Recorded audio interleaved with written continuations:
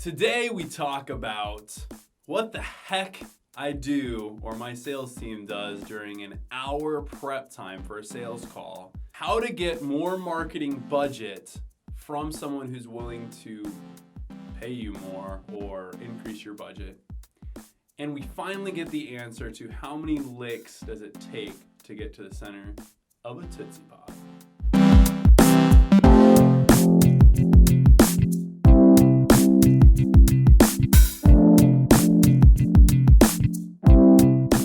Hey, how's it going? Today we are on UNCW's campus on this beautiful day. I'm talking to a couple classes here about networking and some other random topics they asked me to come and share about. So I figure it might be a good opportunity to shoot another one of the Talk Inbound videos. So you guys keep asking all these questions. I keep trying to answer them. So let's get into the questions. Zach asked, what do you do for call prep that takes an hour? Great question, Zach. So really what it comes down to is just being uber prepared.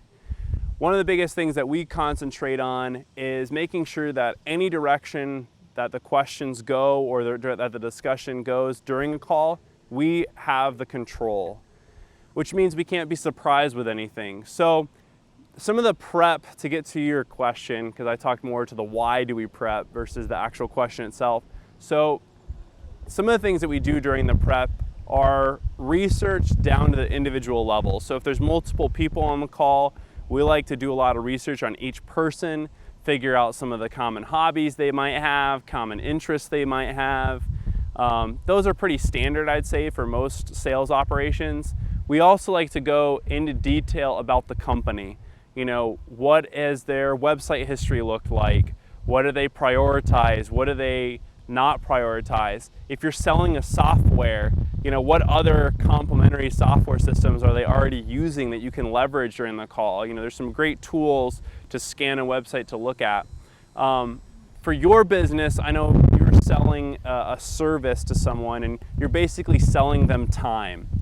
So figure out what are some of the things that you can do by taking some of these duties off of their plate that you can do that will let them do and spend their time in areas that they actually really enjoy. So research, you know, what are the hobbies that they like?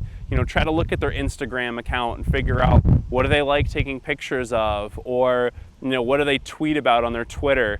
Because then when you're talking in the sales conversation, you can go into it saying, you know, I know that this person loves to sail, but they don't get enough time to sail. So if we could save them some more time by getting them to pay us to do the work that they would be doing, then maybe in the long run, we can actually help convince them that this arrangement is you're paying us so you can go sail more.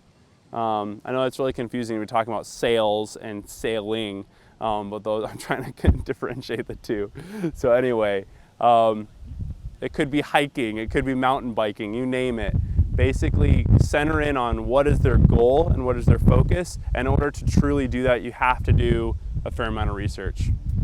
Jackson asked, what would you say to a company decision maker to open their wallet to invest more in marketing? All right, great question, Jackson. So the assumption behind this question is that they are already investing some to begin with. Because obviously if we're trying to convince them to invest for the first time, it's a completely different conversation based on completely different things. Since the question is worded investing more, and meaning they are investing some, you really have to just go back to metrics. You know, what is providing the best value? You know, what are things that are actually providing value and contributing towards an ROI? And I say towards versus to a direct ROI because there's a lot of things that we've deemed, like this show for an example. You know, I could spend my time doing something else right now than recording videos like this, but I know that the ROI is to come down the road, not necessarily right now. So, you know, there's some things like that that we can measure it and we can see that it's moving us towards ROI. And you have to do the exact same thing when you're talking with a decision maker and figuring out, you know, what are activities that are critical that you're doing right now that are impacting the bottom line or are showing that they will impact the bottom line down the road.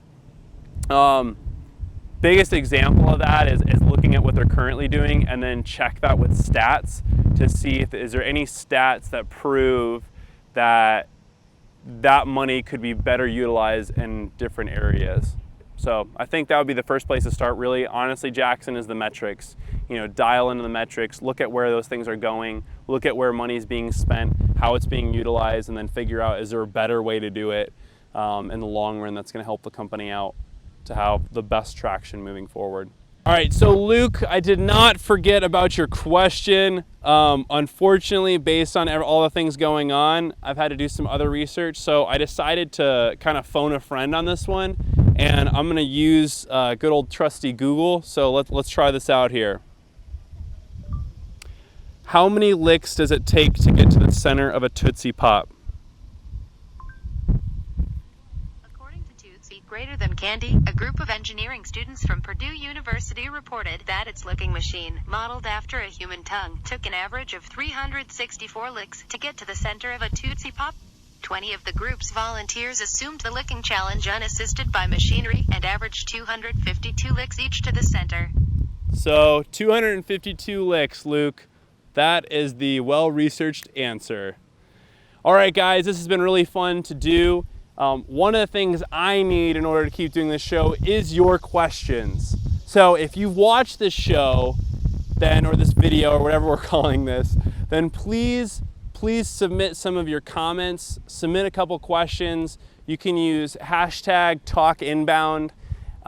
Love to try to figure out some of the questions that you want answered, and the only way I'm going to be able to do that is if you ask them. So ask questions, and I'll try to answer them.